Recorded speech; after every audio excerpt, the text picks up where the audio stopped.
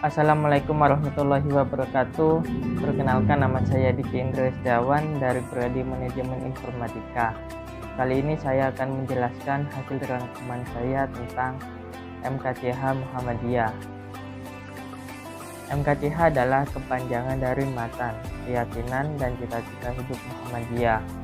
Matan itu sendiri berasal dari bahasa Arab, yaitu sanad. Matan itu artinya adalah sebuah isi atau makna. Sebenarnya MKCH ini dapat dikatakan oleh sebagai dari Muhammadiyah dan juga dapat dikatakan sebagai ideologi dari Muhammadiyah. Muhammadiyah terdapat 3 klasifikasi.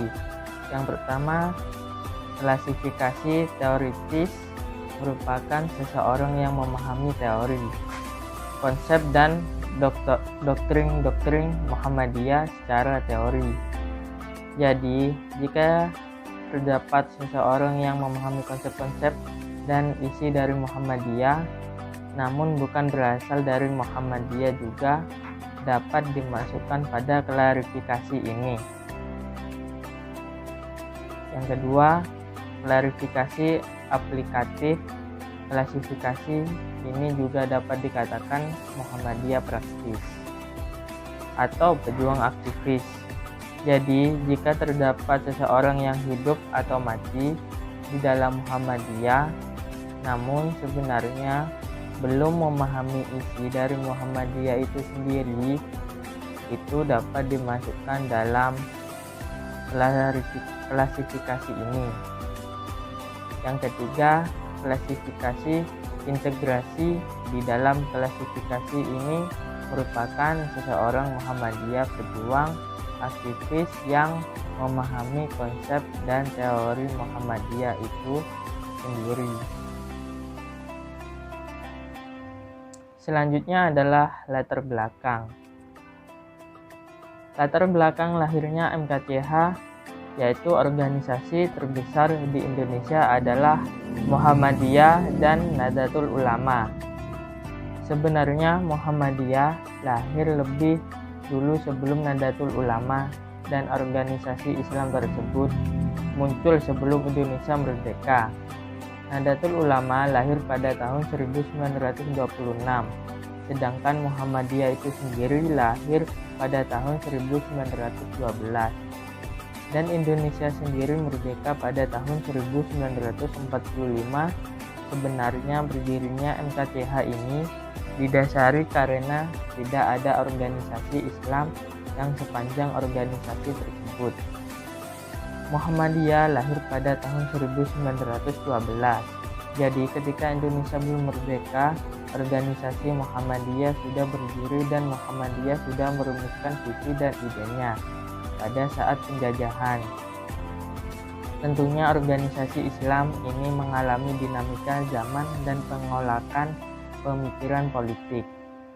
Selanjutnya, bagaimana tujuan dan cita-cita Muhammadiyah itu sendiri?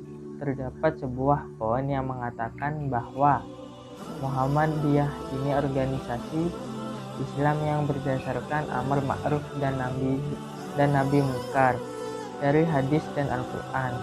Muhammadiyah ini juga memiliki cita-cita untuk terwujudnya tujuan dan visi dan misi mereka menjadi khalifah Allah Subhanahu wa Ta'ala.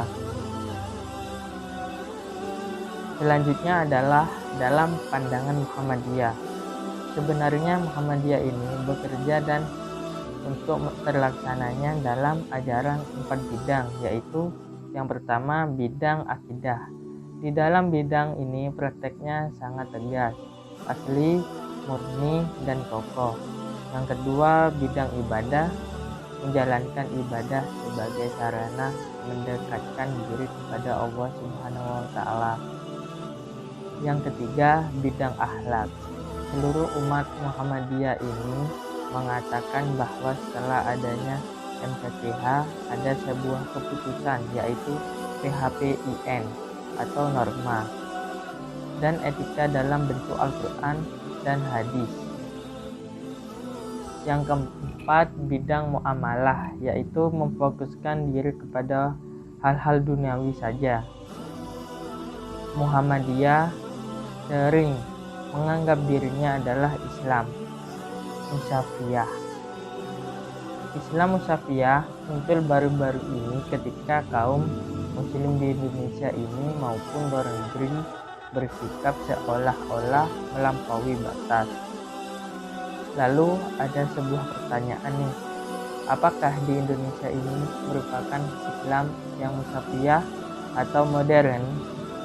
Beberapa pakar dan cendekiawan mengumumkan bahwa di Indonesia ini adalah potret dari Islam Musafiyah dan modern. Buktinya adalah di Indonesia ini fikihnya tengahan, akidahnya tengahan, dan tasawufnya tengahan, yang membuat orang luar negeri menjadi kagum. Dari penjelasan tersebut menjelaskan bahwa Islam di Indonesia adalah Islam Musafiyah. Sekian dari saya, apabila ada kata yang salah, mohon minta maaf sebesar-besarnya. Saya akhiri, wassalamualaikum warahmatullahi wabarakatuh. Every week is fashion week for me.